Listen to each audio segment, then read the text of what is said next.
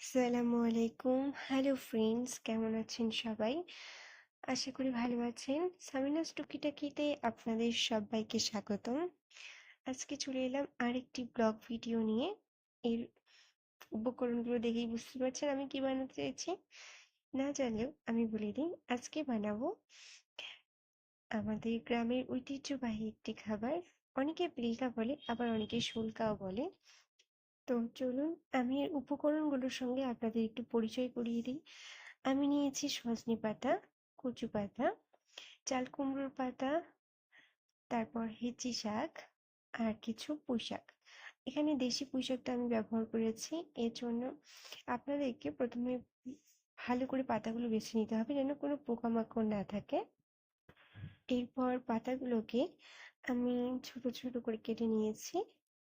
এই পিলকা বানাতে খুব বেশি উপকরণের প্রয়োজন হয় না।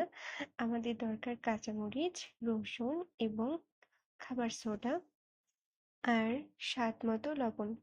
আপনার প্রথমে পাতাগুলোকে ভালো করে ধুয়ে নিন। এরপর কড়াইতে 5 লিটারের মতো জল জাল করতে দিয়ে এখানে কাঁচামরিচ, রসুন, লবণ এবং প্রায় আধা টেবিল চামচ খাবার সোডা দিয়ে একটু জাল করুন। যখন টকবক করে জল ফুটতে শুরু করবে, তখন এই ধুয়ে রাখা পাতাগুলো এর মধ্যে দিয়ে দিন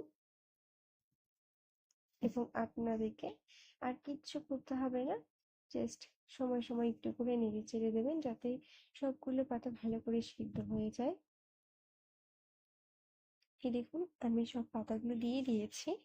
চলুন এখন একটু গল্প করা যাক।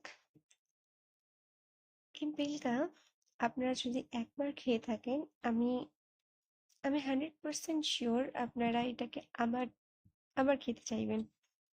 আপনারা চাইলে এখানে আপনাদের আশেপাশে থাকা অন্য কোনো শাকও দিতে পারেন, যেরকম যেসব আপনি পছন্দ করেন, যেমন পাট শাক অথবা লাফা শাক অথবা লাউ শাকও দিতে পারেন।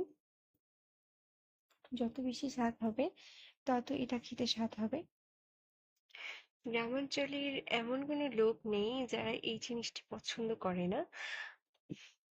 এই দেখুন কথা বলতে বলতে আমাদের পিলটাও প্রায় সিদ্ধ হয়ে গেছে।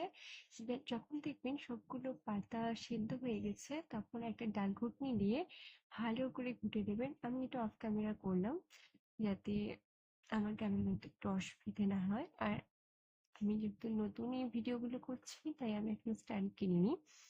এই পিলকা রান্না করার সময় কিন্তু আপনার পিলকাটাকে খুব বেশি পাতলা করে ফেলবেন না, মানে জল জল করবেন না। চেষ্টা করবেন যাতে একটু ঘন হয়, তাহলে এটা খেতে মজা হবে। আর যখন দেখুন ডাল ঘুটনি দিয়ে ঘোটা হয়ে গেল, এই দেখুন এই ঘন হয়ে গেছে। তারপর আপনারা এটাকে আপনাদের একটু পাত্রে নামিয়ে ফেলুন। ব্যাস রেডি আপনাদের পিলকা। আর আমি এই দেখুন আলু ভাজা করছি। পিলকার সঙ্গে কিন্তু আলু ভাজা খেতে খুব মজা লাগে। Thank you, ta-ta, bye bye. হ্যাঁ, যদি ভিডিওটা ভালো লেগে থাকে তাহলে লাইক, কমেন্ট, শেয়ার এবং সাবস্ক্রাইব করতে ভুলবেন না। Thank you.